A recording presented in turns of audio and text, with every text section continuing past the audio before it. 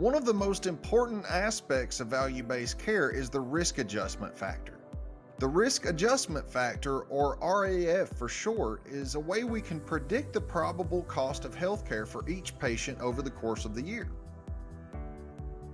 We do this by considering multiple variables, so the calculation is completed for each individual patient, and this gives us a personalized prediction for each person. The average cost of healthcare throughout the nation is around $800 per month for each individual. Obviously, there are many situations where that cost would be much more. For these cases, we have what are known as HCC scores that help us with those adjustments. HCC stands for Hierarchical Condition Category, and the idea behind this system is to assign a point value to each chronic condition that a person might suffer from, and then that point value will have an equivalent cost associated with it. Once these additional conditions are considered, we can create a more accurate budget for the cost of patient care for the year. For example, as we said before, if a patient has no chronic conditions, then they'll be assigned an HCC risk score of 1.0, which puts them in the same category as the national average. It's assumed that the cost required to care for patients in this category is $800 per month or $9,600 per year.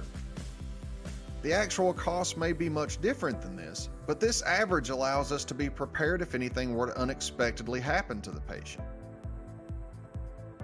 On the other hand, let's say we have a patient that has 3 chronic conditions: diabetes, congestive heart failure, and vascular disease. Congestive heart failure has a weight of 0.323, which equals $3,100 per year. Diabetes without complication has a weight of 0.104, which equals $998 per year. And vascular disease has a weight of 0.298, which has an estimated cost of $2,860 per year. Taking the patient's chronic conditions into consideration, we would add an additional $6,958 to the original patient budget of $9,600 per year.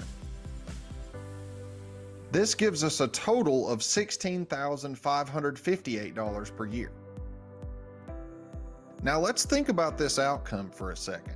If this patient wasn't properly diagnosed, then the annual budget would have been nearly $7,000 lower than it needed to be. That means any care over the national average wouldn't be planned for and would have to be covered by the physician's organization. From this point of view, we can see just how important HCC coding and patient budgets can be.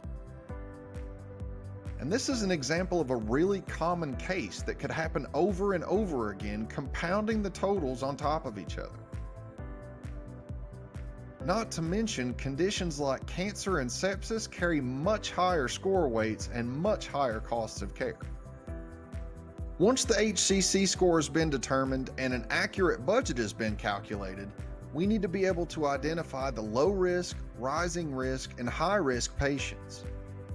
This is done through the process of stratification. More on that in the next video.